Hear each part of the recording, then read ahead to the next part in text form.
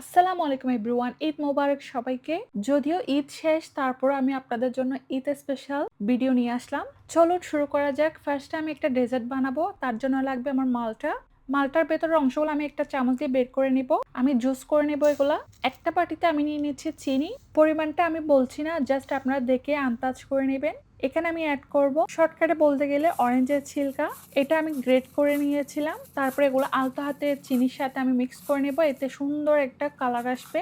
বয়ের কোনো কারণ নাই, এটা কিন্তু তেতো হবে না। তারপর আমার লাগবে ফ্রেশ ক্রিম। আমি একটা পাতিলে ফ্রেশ ক্রিমটা নিয়ে নিচ্ছি আমার আন্দাজ অনুযায়ী। ক্রিমটা আমি একটা হ্যান্ড উইক্স দিয়ে একটু মিক্স করে নেব, এটা অপশনাল। তারপর এখানে আমি অ্যাড করব চিনির মিক্সচনটা। আমি কিন্তু এখনো চুলা অন করি নাই, ঠান্ডা অবস্থায় এটা দিয়ে দিলাম। তারপরে এখন হ্যান্ড উইক্স দিয়ে একটু ভালোভাবে মিক্স করে নিচ্ছি। দেন এখন চুলার জালটা আমি অন করে দিয়েছি। তারপর এখানে জাস্ট পিঞ্চ পরিমাণ আমি লবণ দিয়েছি, এটাও অপশনাল। তারপর আমি 2 মিনিটের মতো বয়েল করে নিয়েছি। এটা বেশিক্ষণ বয়েল করার দরকার নাই, 2 থেকে 3 মিনিট বয়েল করলে এনাফ। এখন আমি চুলা থেকে নামিয়ে মালটার রস দিয়ে দিচ্ছি। আমি যে পরিমাণ মালটার রস বের করেছিলাম সবগুলা কিন্তু আমি দিই নাই। তারপর এখানে অ্যাড করব আমি লেবুর রস, এটা অবশ্যই ইউজ করতে হবে। আপনি যে অরেঞ্জ বা মালটাটা ইউজ করবেন ওটা যদি একটু টক থাকে তাহলে লেবুর রসটা ইউজ করার দরকার নাই। এখন আমি ভালোভাবে মিক্স করে নিব। যখন আপনি মালটা আর লেবুর রসটা অ্যাড করবেন তখন দেখবেন মিশ্রণটা ঘন হয়ে আসবে।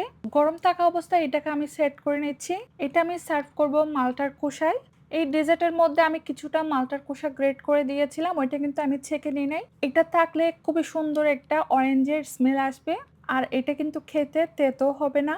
এটা বাসায় একবার হলেও বানিয়ে দেখবেন, এটা কিন্তু খেতে অনেক টেস্টি হয়। সবগুলাতে ফিল করার পরে আমার ডেক্সিতে একটুখানি ছিল। এখন এটা একটু ঠান্ডা হয়ে আসলে আমি নর্মাল ফ্রিজে রেখে দিব 4 থেকে 5 ঘন্টার জন্য। এটার নাম হচ্ছে অরেঞ্জ পসেট।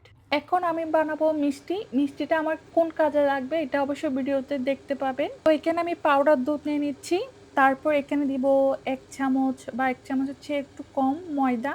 তারপর দিব বেকিং পাউডার। তারপর দিব ঘি। আমি খুবই অল্প পরিমাণে মিষ্টি বানাবো, ছোট ছোট। সেটা হচ্ছে জর্দার জন্য। আসলে আমি কোনো কিছু বানালে এটা আমি পরিমাণ করে দিই না। আই মিন মেজারমেন্ট কাপে বা চামচ দিয়ে পরিমাণ করে আমি দিই না। আমি আমার আন্দাজে সব কিছু দিই। এখন আমি পাউডার দুধটা ঘিয়ের সাথে ভালোভাবে মিক্স করে নিব। এখন আমি লিকুইড দুধ দিয়ে এই মিশ্রণটা ভালোভাবে মিক্স করে নেব। তো আমার মনে হয়েছিল লিকুইড দুধটা একটু বেশি হয়ে গিয়েছে, আমি আবার এখানে একটু পাউডার দুধ ইউজ করেছি। আমি চাইলে ভিডিওটা স্কিপ করতে পারতাম, বাট আমি অরিজিনালটা রাখার চেষ্টা করেছি। আর এটা আমি 5 মিনিটের জন্য রেস্টে রেখে দিয়েছিলাম।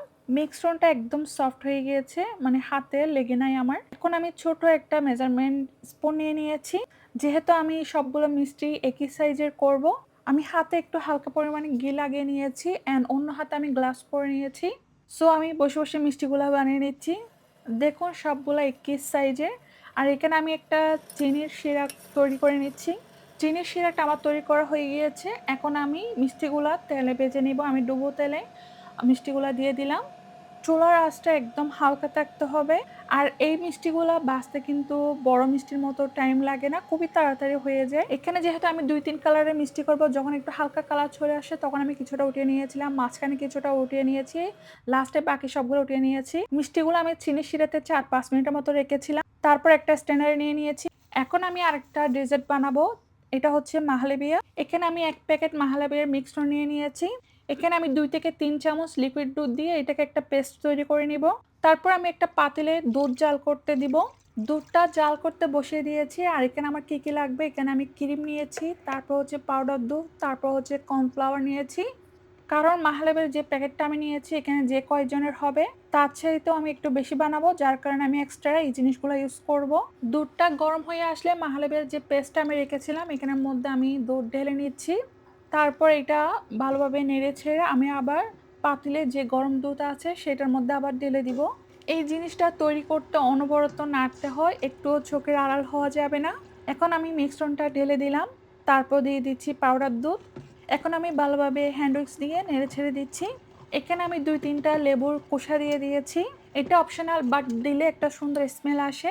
সো যে কথা সে কাজ, ডেজার্টটা নিচে লেগে গিয়েছিল। তো আমি অন্য একটা পাতিলে আমি এটা ট্রান্সফার করব।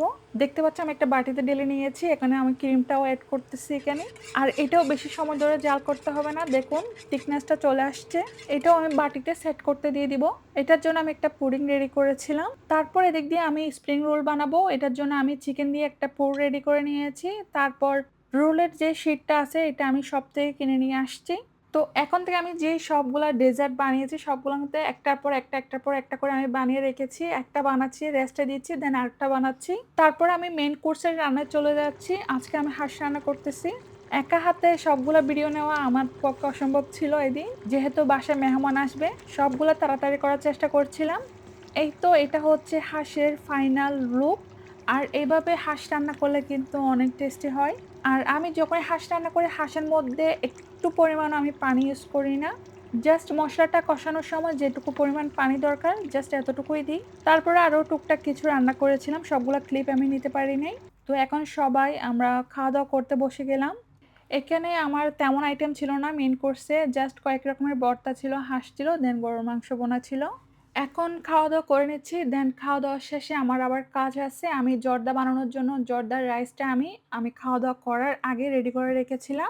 এখন আমি জর্দাটা বানিয়ে নিবো। অনেক আপুরাই আমার রান্না-বান্নার ভিডিওগুলা পছন্দ করে। সো আমি চেষ্টা করি আপুদের জন্য রান্না-বান্নার ভিডিওগুলা করতে। ইভেন কি আমারও ভালো লাগে রান্না-বান্নার ভিডিও দেখতে। সো এখন আমি জর্দাতে দেওয়ার জন্য এখানে কাঠবাদাম, কাজু বাদাম আমি জাস্ট একটু ঘিয়ের মধ্যে জাস্ট হালকা করে ভেজে নিবো। কাঠবাদামটাকে আমি ফিল করে নিয়েছিলাম। এখন বাদামগুলো আমি জর্দাতে দিয়ে দিচ্ছি। তারপর এখানে আমি কিছু মোরব্বা এড করলাম। পরে যখন সার্ভ করব তখন আরো কিছু এড করব। সো এটা আমি বিকাল টাইমে নাস্তার সময় সার্ভ করেছিলাম।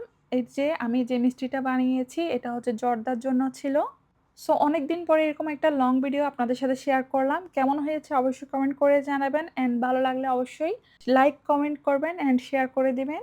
এরকম অনেক সুন্দর, সুন্দর ভিডিও আমার গ্যালারিতে আছে। আসলে এডিট করার সময়টা আমি পাচ্ছি না। পাচ্ছি না বলতে আমার এখন কেমন জানি এটা বোরিং লাগছে। অরেঞ্জ পসেট অ্যান্ড হচ্ছে মাহালাভিয়া এই ২ টা আইটেমের প্রশংসাটা আমি বেশি পেয়েছি আলহামদুলিল্লাহ।